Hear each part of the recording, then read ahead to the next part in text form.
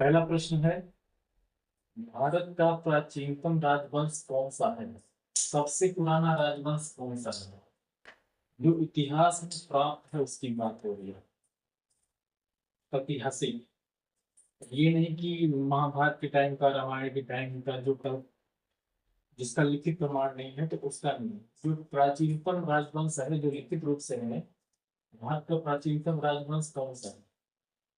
तो इसमें है मौर्य, गुप्त, कुषाण और कर्ण।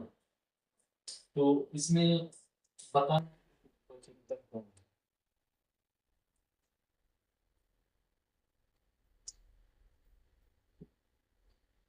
इसका एक आंसर सही, मौर्य। अब कैसे पता चलेगा कौन सा सबसे पुराना है? मौर्य 322 ईस्वी पूर्व में, 322 ईस्वी पूर्व। इस समय 2026 चल रहा है, तो ईसा का जब जन्म हुआ था तो वो जीरो से शुरू हुआ था, जीरो ईस्वी, फिर वन ईस्वी, टू ईस्वी। ईसा के जन्म से ये इस समय 2026 है। ईसा के जन्म से ईस्वी पूर्व मतलब ईसा के जन्म से, ईसा मसीह जो ईसाई धर्म के प्रवर्तक हैं, तो ईसा मसीह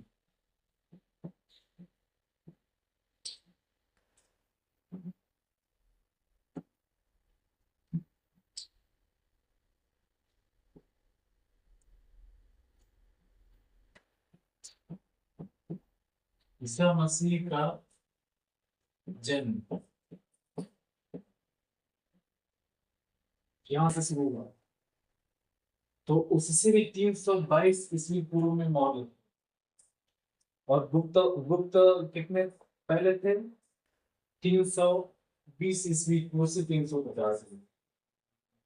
गुप्त 320 ईस्वी पूर्व।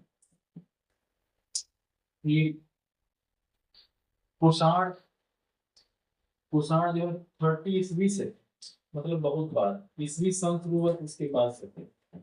और ये ईस्वी पूर्व, ये दोनों ईस्वी पूर्व थे। तो सबसे पुराना मौर्य राजवंश है।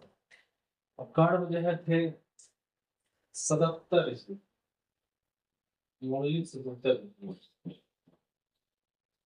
तो सबसे पुराना कौन है ये? मौर्य वंश।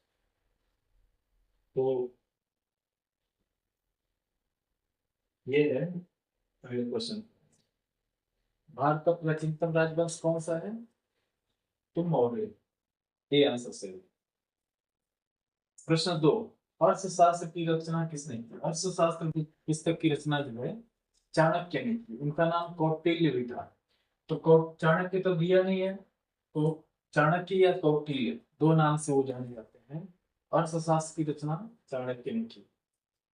मतलब इसमें जो है आपका बी आंसर सही है, कौटिल्य या चाणक्य।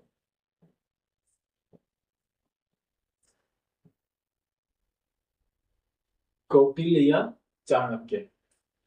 तो इन्होंने क्या किया? धनानंद का मगध पे शासन था। धनानंद बहुत ही ऐस में डूबा हुआ राजा था, घमंडी था। कहाँ था ये? मगध। ये बहुत अत्याचार करता था, और बाहरी आक्रमणों का खतरा भी था मगध के ऊपर। तो चाणक्य इसी बात को समझाने गए उसको, धनानंद को, तो धनानंद ने उनको लात मार के निकाल दिया। तो चाणक्य ने कसम खाई और उनकी चुटिया भी जो पकड़ के घसीटा।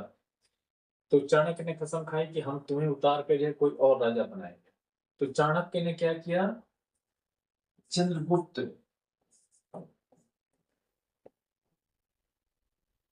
नाम के एक बालक को पकड़ा, उसको ट्रेनिंग दी, शिक्षा दी, और उसको बड़ा करके जो है मगध का राजा बनाया। तो चाणक्य ने ये भी बताया बाद बाद में, जब चंद्रगुप्त मौर्य का शासन हो गया, चंद्रगुप्त को राजा बना दिया, तो चाणक्य ने ये भी बताया कि राज्य चलाना कैसे चाहिए, वहां का अर्थव्यवस्था कैसा होना चाहिए, वहां का नियम कानून कैसा होना चाहिए। तो उन्होंने अर्थशास्त्र इस ग्रंथ की रचना की, ग्रंथ या पुस्तक। तो कौटिल्य या चाणक्य इसका सही उत्तर होगा। अर्थशास्त्र की रचना किसने की? अर्थशास्त्र एक क्या है? ग्रंथ है, पुस्तक है, इसकी रचना की। इसने सारे नियम बताए कि राजा को शासन कैसे चलाना चाहिए, और अच्छा शासन हो, जनता भी खुश हो, उसके लिए क्या क्या नियम होने चाहिए। तो उन्होंने अर्थशास्त्र की रचना की, चाणक्य।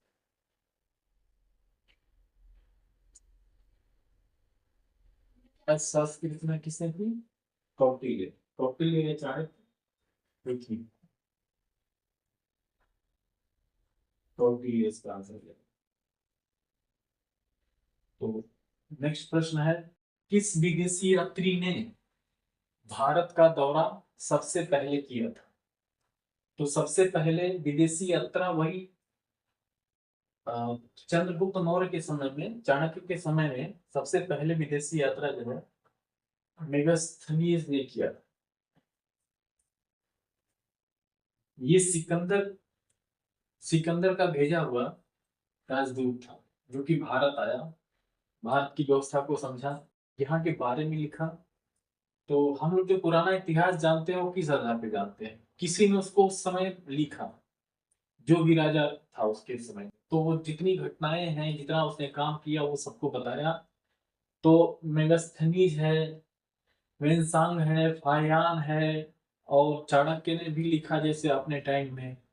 और किसी भी शासन काल में जो भी लेखक हुए हैं, उनके माध्यम से ही हमें इतिहास का पता चला। और कुछ जो पत्थर की शिलाएं जो है, जिस पर लिखा हुआ था, स्तंभ जिस पर लिखा हुआ था, पता चलता था कि कौन राजा था इस पे अपने टाइम पे, और है क्या नाम था उसका, कहाँ से कहाँ तक उसका राज्य था। तो ये सब हमें जो है अ, विदेशी नागरिकों से, यहाँ के जो कवि थे, लेखक थे, उनके माध्यम से इतिहास का पता चलता है। तो किस विदेशी यात्री ने भारत का दौरा सबसे पहले किया?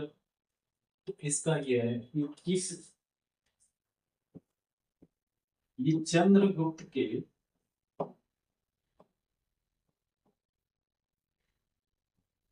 दरबार में।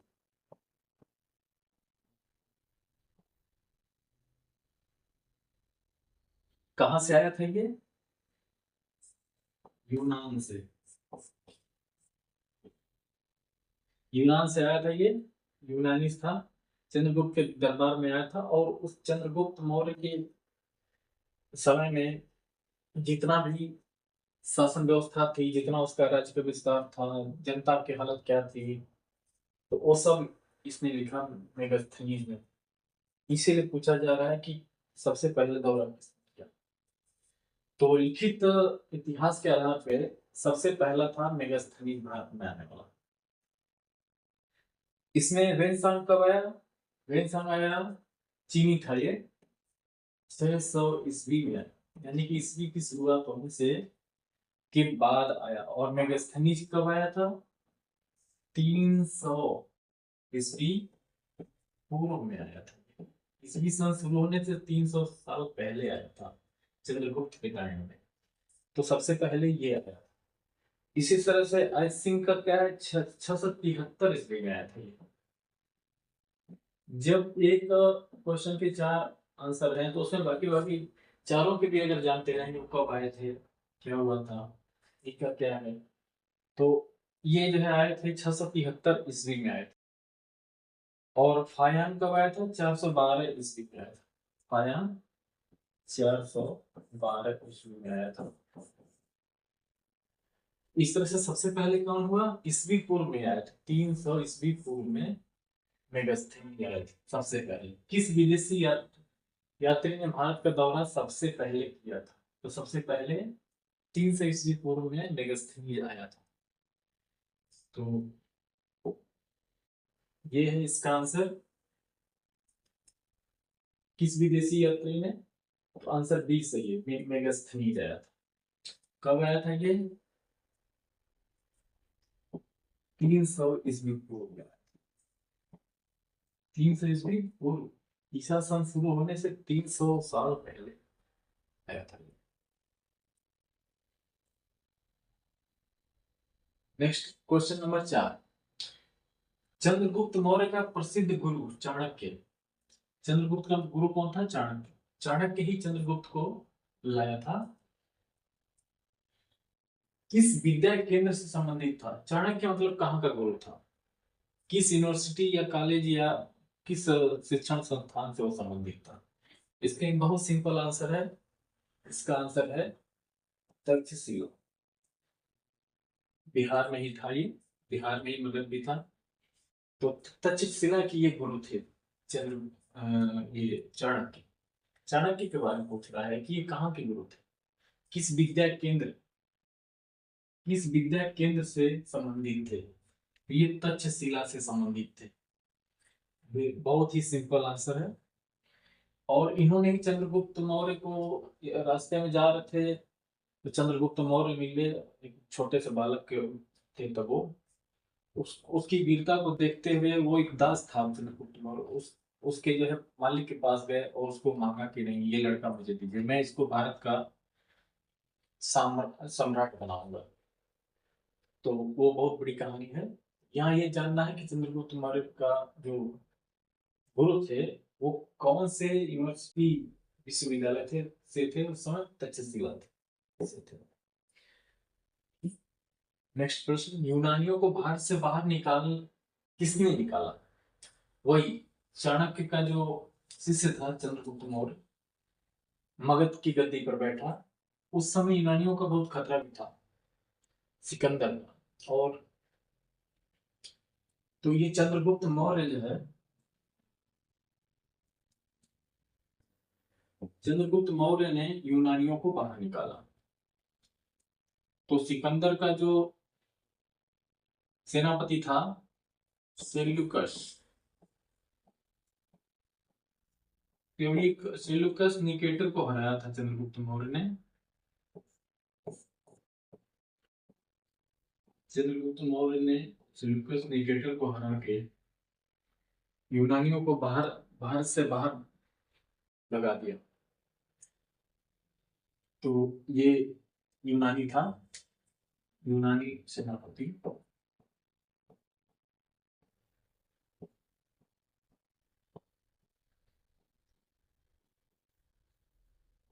और इसी बात को जो है चाणक्य ने कहा था मगध के राजा धनान से कि भारत पर यूनानियों का बहुत बड़ा खतरा मंडरा रहा है, वो हमला करने वाले।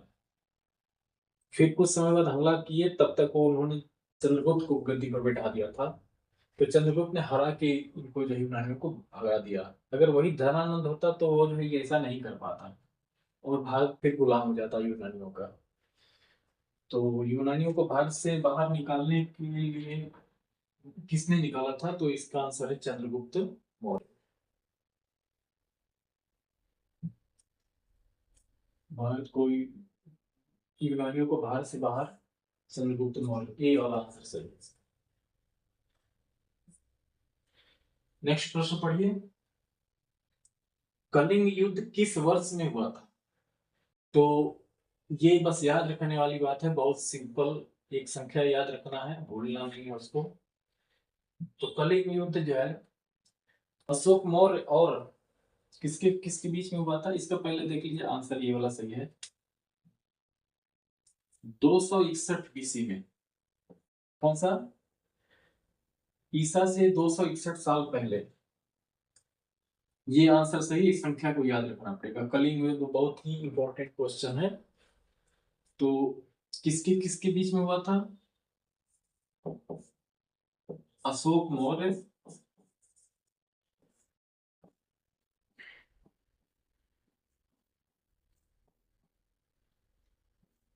और कलिंग राज,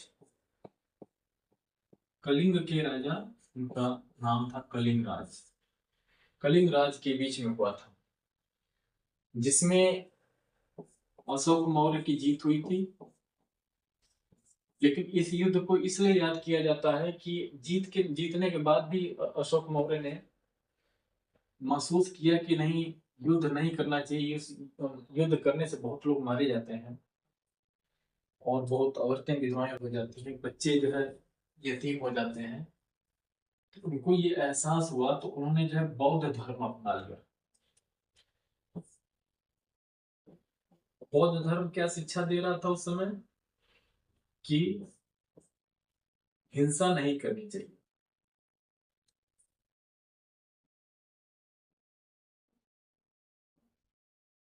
युद्ध नहीं करना चाहिए, लड़ाई नहीं करना चाहिए।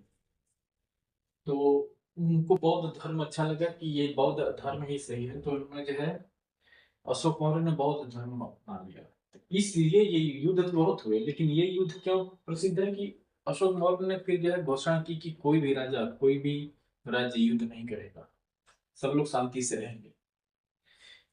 और उन्होंने कसम खाई कि मैं कभी भी युद्ध नहीं करूंगा जीवन काल में, पूरे जीवन काल में। तो इसमें याद रखने वाली बात है कि कलिंग युद्ध कब हुआ, 261 बीसी में हुआ।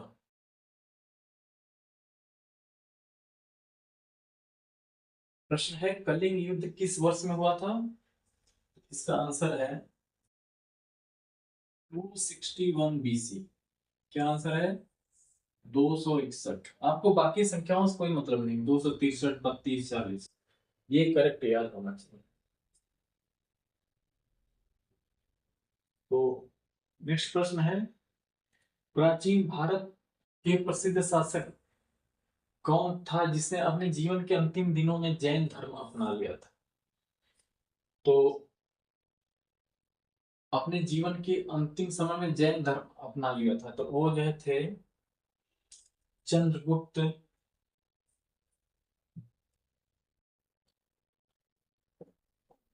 चंद्रगुप्त द्वितीय, सॉरी,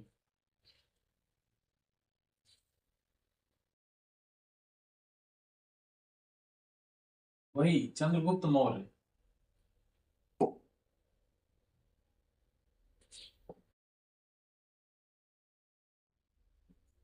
चंद्रगुप्त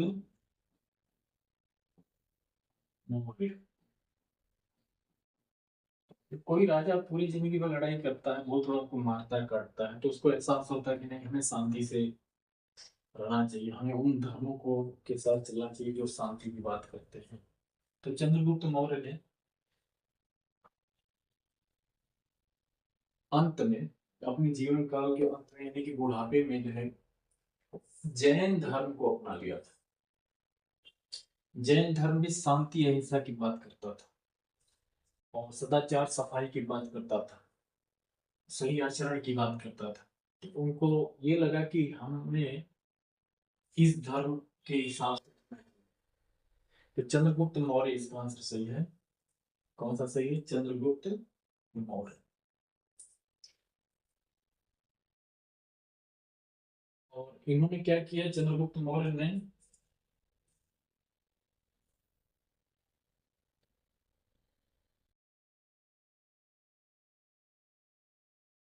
बिंदुसार को राजा बनाया।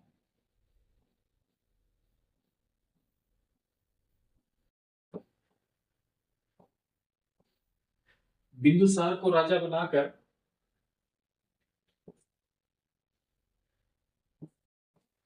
जैन धर्म अपना लिया।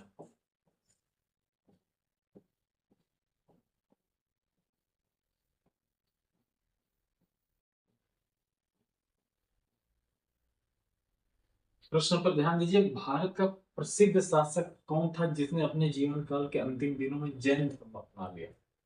क्या अपना लिया? जैन धर्म। तो वो था चंद्रगुप्त मौर्य। तो अंतिम समय में, बुढ़ापे के समय में उसने बिंदुसार को राजा बनाया और खुद जो है जैन जैन धर्म से जुड़ गया। तो ये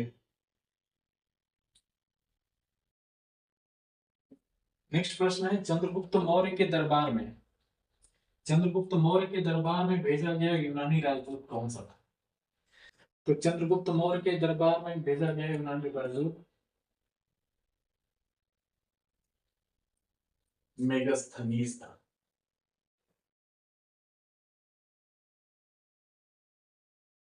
ये यूनानी सेनापति था शिल्पस निकेटर, जिसको जो है चंद्रगुप्त मौर्य ने हरा दिया। ये चंद्रगुप्त मौर्य के गुरु थे कौटिल्य, चाणक्य। तो ये वाला आंसर सही है। तो ये प्रश्न है, चंद्रगुप्त मौर्य के दरबार में यूनानी राजदूत कौन आया था? तो मेगास्थनीज आया था, और इसने आकर बुक को लिखा है। अगला प्रश्न है, इसका आंसर देखिए कौन सा है? सी। चंद्रगुप्त मौर्य के दरबार में कौन यूनानी राजदूत भेजा गया था? तो वो था मेगास्थनीज। नेक्स्ट प्रश्न, जूनागढ़ अभिलेख। जूनागढ़ कहाँ है?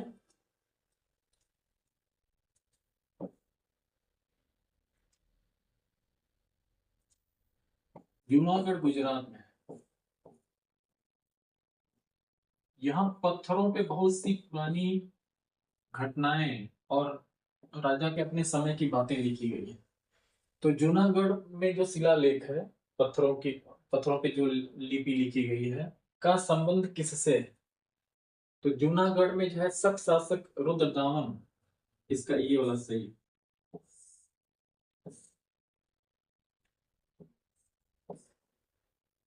शक राजा। तो बहुतों ने यहाँ पे शासन किया है, शक ने, कुषाण ने, और वो मौर्य ने। तो इसमें जूनागढ़ अभिलेख में शक क्षत्रप रुद्रदामन प्रथम, रुद्रदामन प्रथम जो है की शासन काल के बारे में उल्लेख है। ये इनका नाम है रुद्रदामन प्रथम। और कब का ये है? 150 ईस्वी, 150 ईस्वी पूर्व में जो घटनाएं हुई थी रुद्रदामन प्रथम राजा के समय में, वो जो है जूनागढ़ के शिलालेख में है। तो पूछ रहा है किससे संबंधित है? तो रुद्रदामन प्रथम से संबंधित है। प्रथम नहीं दिया लेकिन रुद्रदामन दिया है, तो ये वाला आंसर सही है कि जूनागढ़ अभिलेख का संबंध गुजरात में है। ये जूनागढ़, इसका संबंध ए रुद्रदामन प्रथम से है, जो कि ये 150 ईस्वी पूर्व में राजा हुआ करते थे। नेक्स्ट प्रश्न है, सातवाहन अपने सिक्के मुख्यतः किस धातु से बनाते थे? तो सातवाहन जो है अपने सिक्के जो है शीशे से बनाते थे। लेड, शीशा। तो ज्यादातर शीशे से बनाते थे, हालांकि तांबा भी होता था और भी चीजें होती थी, लेकिन ये आंसर ए वाला सही है। शीशे के सिक्के बनाते थे सातवाहन। जब कोई अजीब वस्तु होती, अजीब घटना होती है, तो वही जीके में उभर के आती है, जीके में पूछा जाता है। तो सातवाहन जो है, सातवाहन वंश के लोगों ने सिक्के किस धातु से बनाया था? तो लेड, शीशा से। लेड एक्चुअल में धातु में आता है, इसका केमिकल नाम होता है पीबी, पीबी प्लम्बम, इसको प्लम्बम बोलते हैं।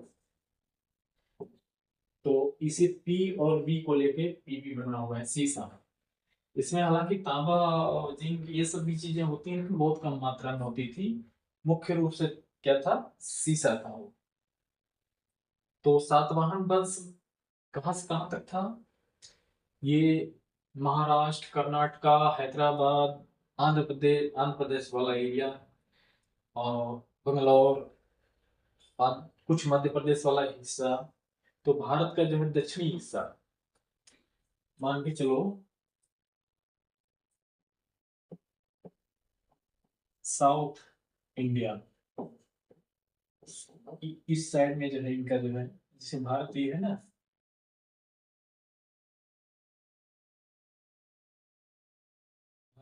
ये वो हिस्सा, इसमें सातवाहन थे, सातवाहन वंश।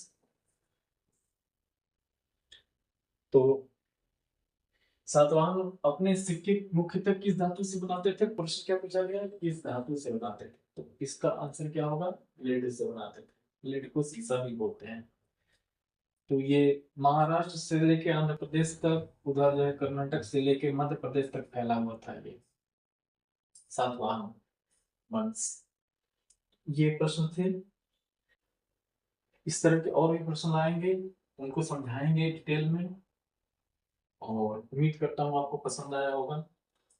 धन्यवाद।